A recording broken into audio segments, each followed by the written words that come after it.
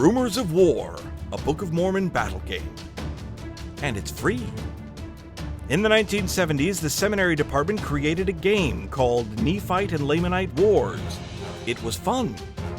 Now the game's been updated with new graphics and gameplay, and it's still fun. Let's learn how to play it. Let's start with the units. Nephites, Lamanites, combat points on the left, movement points on the right.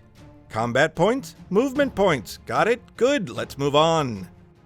So here we are on the game board. Notice these numbers and letters? These are for placing units for various predetermined scenarios.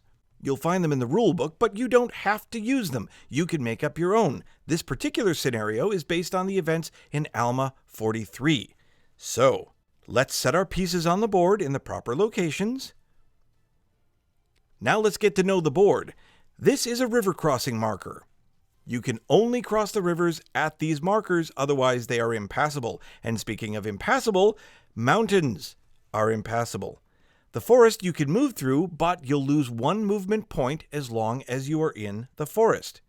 Any units in a city will double their combat points.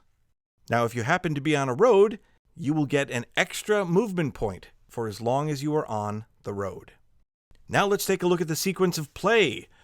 We start with the Lamanite movement phase. All of the movement gets done, and when it is, you can begin the combat phase. And then it becomes the Nephites' turn. They do all of their movements, and then take care of resolving all of the combat. But what does that mean? I'm getting to it. Hang on a second. This is really important. One of the key things to understand in this game is something called the zones of control. The zones of control are each space around the unit. These matter only to enemy units. It doesn't matter at all to friendly units. What the zones of control mean is as soon as an enemy enters a zone of control, it must stop. Let's take a look at this Nephite here. He wants to get to this space right here, but he's got to go around the mountain. 1, 2, 3, because he has 3 movement points. But he can't do that because he has to stop right there. As soon as you enter a zone of control, you must stop. However, he could go around the mountain the other way, 1, 2, 3, and get to the same location. But you have to stop once you hit the zone of control, and you need to stay there until the battle is resolved. If you enter an enemy zone of control, you must battle that enemy. So let's talk a little bit about combat. Let's say we've done all of our movements, and now it's time to combat. Remember, on the left are the combat points. So let's say the Nephites have just finished their movement turn, and now this is the situation in which they find themselves. 2 Nephites against 1 Lamanite. They will combine their points, 4 and 4, for a total of 8 points against the Lamanites, 3 points. So 8 to 3. Take those numbers to your battle odds table. Plug them in. The attackers are at 8 points, that's on the left. Defenders are at 3 points, that's on the top, and it gives us an odds of 2 to 1. 2 to 1 is what we need to go to the combat results table. Roll the die. And when we do, we find that we have a 3 in this scenario. So a 3 at 2 to 1 means the defender must retreat. So back to the game board. The defender must retreat 1 space, but it has to be outside of the zones of control of an enemy. Now notice there's 4 different things that could happen in a battle on this chart. Let's take a look at each one of them. We just talked about what happens when a defender retreats, but in this case, it's important to realize he can't go either here or here because it's within the zone of control of his enemy. He could move there, but what if he couldn't? What if there was an obstruction like a text box or something? And therefore, if there's no place that he can retreat safely, then that piece is destroyed and removed from the board. Now let's take a look at another situation with the attacker retreating. If the results are attacker retreats, both attackers, or however many were attacking, must retreat. The one on the left can move there. This one, however, can't move there. It would be in the zone of control of an enemy. And it can't move there. It would be in the zone of control of both the enemies. Therefore, there's no place for it to move, and it is destroyed and removed from the map. If the results of the combat table are attacker destroyed, guess what? The attackers are destroyed and removed from the board. If the results of the combat table are that the defenders are destroyed, then the defender is destroyed and moved from the map. Now, what if we have a complicated battle like this with multiple troops?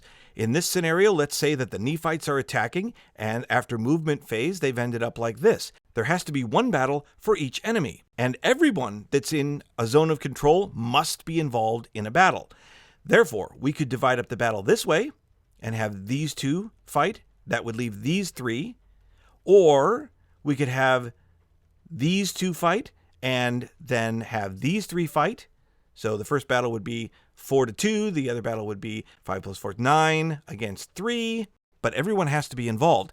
In this scenario, let's say that the Lamanites attacked. And after the movement phase, this is how they ended up. On the combat phase, well, only these can be involved in the battle. The guy at the bottom can't be. Why? He's not in the zone of control of the enemy. So that's what it would look like in that case. What about this scenario? If you were playing the Lamanites, you may want to gang up all 4 of your troops against that one Nephite. But the one on the bottom is in the zone of control of the other Nephite. Therefore, that battle must be resolved. And we could break it into 2 battles, 4-3 and 4 against 8. But you know what? It's not that, because the Nephites are in the city. Therefore, their combat points are doubled. So the bottom one is actually 8-3, and the top Nephite is 8-8. Let's get back to our gameplay. Remember our sequence of play. Let's say I'm playing the Lamanites. 1, 2, 3. I'll move my Lamanite 3 because he can. And he's in the process of crossing the river, but he can only do it at the river crossing marker. 1, 2, 3, 4, because I can move 4. Wait, you say. You moved over that guy through the zone of control. It doesn't matter for friendly troops. You can move right through, but you can't stop on top of one of them. And he could have taken either fork, either the one at the top or the one at the bottom. 1, 2, 3. Well, he can't move 4 because he would be on top of his companion. So we'll have to just stop there for now. Now, you could continue moving all of your troops wherever you wanted to move them based on those rules. But let's say we end our movement phase and we move on to the combat phase. Well, there's no combat that can happen because no enemies are within the zones of control. So we move on to the Nephite turn. 1, 2. He could move 4, but he's only moving 2. He has to stop because he's in a zone of control. He's actually in 2 zones of control. 1, 2, 3. Now, he only actually has 3 movements because he moved through a forest. Therefore, he loses one of his movement points, which is fine because he got where he wanted to be anyway. 1, 2. He'll stop there. 1, 2. He'll stop there. They have to stop again once they've hit that zone of control. Let's move a few more. 1, 2, he'll stop there. 1, 2, this one can only move 2, so stopped right there. 1, 2, 3, he'll stop there. He's in the zone of control. Let's take care of these battles. Again, you could continue moving all the other pieces you want to move, but let's just take care of these battles. Let's say I end my movement phase if I was playing the Nephites, and now we've got to handle the battle. There's going to be 3 battles. Why? Because there are 3 enemies, 3 of the Lamanites. So how are we going to divide up the battles? You could divide it up this way and have it be 18 against 3. Then you would have to have these guys engaged so that everybody is involved. Everybody in a zone of control must be part of a battle. You could also do it this way. You could do these guys and these guys, giving us 13-3, 8-3, and 9-3. What about this? 5-3, 12-3. Let's do that. Let's resolve our battles. So we're going to have 3 separate battles. The first one is 13-3. Let's go to the battle odds table. Now, these numbers are too big to fit on our little version of the battle odds table, so we're going to have to go to the big one. 3 for the defender, 13 for the attacker. That's a 4-1 odds. That doesn't look good for the defender. 4-1, we roll the die. It ends up being 5. Which means defender retreats. Oh, if it was a 1, 2, or 3, the defender would have been immediately destroyed. But it was a 5, so the defender gets to retreat. Except there's no place for the defender to retreat. Therefore, the defender is destroyed and removed from the board. Now let's take care of the next battle, 5-3.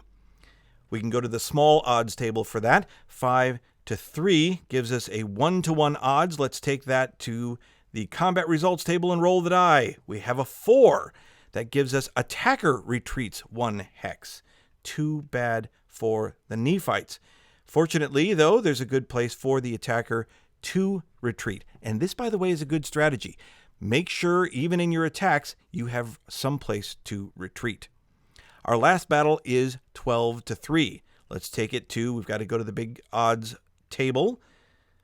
That's another 4-1 odds. And by the way, if it had been a 12-2, we would have ended up in the red. And anything in the red means the weaker unit is automatically destroyed. But we have a 4-1, so let's take it to the board. The dice is rolled. It's a 6. The defender retreats 1 hex. Lamanites have had very good luck this round.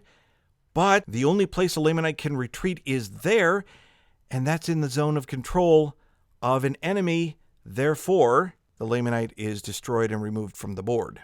And those are the most important things to know about the game. Now, the scenarios are in the rule book, or, like I said, you can make up your own using whatever pieces you want. I think you'll have more fun if you put parameters on your game. For example, the goal of this particular scenario is to get 3 Lamanites inside the city of Manti. You could just play that out, or you could give it a limited number of turns. Say they have to do it in 4 or 5 turns, and that puts a limit on how long the game can be. But you can set up your own goals and your own scenarios. Feel free to make this game yours. All the files you need to play the game are linked in the description below the video. In that folder, you'll find individual pages that you can print off and tape together to create your own game board, or there's a full-sized game board that you could take to your local print shop and have them print you a vinyl banner, so you could just roll up your game board and unroll it when you're ready to play. Consider it a gift from me to you. I hope you and those you play with have a great time and learn something about the scriptures. I suspect that you won't look at the war chapters in the Book of Mormon the same way again. And really, that's the point.